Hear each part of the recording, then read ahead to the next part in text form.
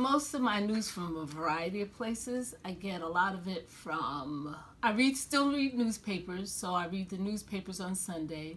I read magazines, so I get some copies of magazines. And most of it I get online. I get it from the New York Times I read every day, or at least look at the front page. I also look at the front page of the Washington Post every day. And I look at Facebook, so I use that for my news. And now I'm sort of getting Apple News too, so I have a variety of places where I get news from. It's the Apple News app. I didn't know that. I didn't know Apple had a news like sector. That's cool. That's new. It just started, and all of a sudden it's sending me what do you call alerts about news stories. Oh, great. Yeah. Okay. So, in the next question, so what are some of the major pros and cons you would say that come with depending on social media for like access to news? Well, the one thing that I found, especially this summer, is that you don't know where the source of the information is all the time. So I would get all of these things about, say, the election in Facebook, and I didn't know where the articles came from. I didn't know who sent it. I didn't even know how they showed up in my stream or why. And so I was a little leery about some of the things that I was getting because they were from sites and news organizations that I had never heard before. So the places that I had come to rely on news, the New York Times, the Washington Post, the Wall Street Journal, I wasn't getting as much information and news from them through Facebook, through social media, as I once was. So I think they switched the algorithm to change it to, I don't know what they thought I wanted to see. And so as a result, I didn't think I was able to trust everything that was coming through my social media stream. I see. Yeah, and on Facebook, I do think that they used to have certain settings where you could actually sort of filter what came on your news feed. But I think the more that you sort of like things, Facebook will sort of lead you to sites and different pages that you didn't necessarily want to see. So that happens to me a lot.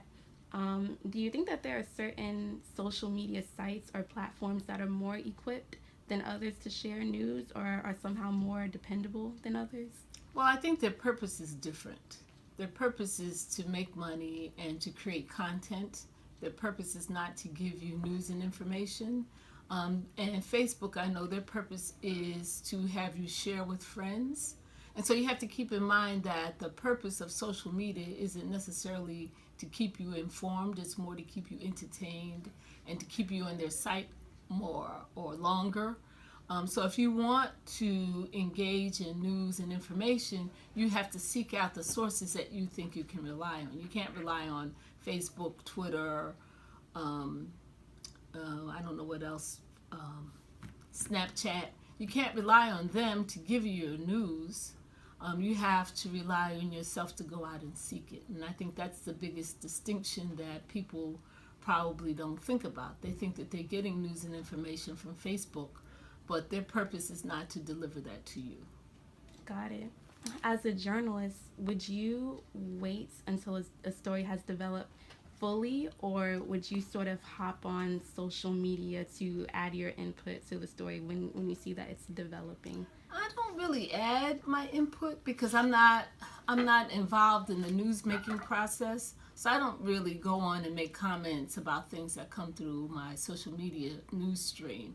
I just read it. But I do take an interest in it. And I am following a lot of the information about Trump and the Russians. So anytime anything comes across that says Trump and Russian and whatever it is that's going on, I look at those stories, and they may not always be the most reliable source, but I check out where they're getting their information from, and then I go to that and look at that. So I follow the trail, the breadcrumbs, so to speak, so I know where to look.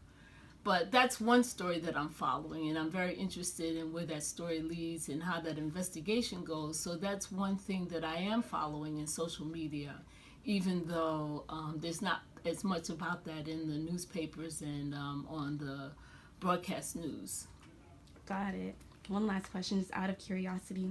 Off the top of your head, has there ever been a story that you read on social media that you initially got sort of riled up about and thought was true, but then found out? Yeah, I have a story where I got tricked by the Kellyanne Conway story. Remember, she had that little outfit on for inauguration, and everybody was kind of ridiculing that outfit.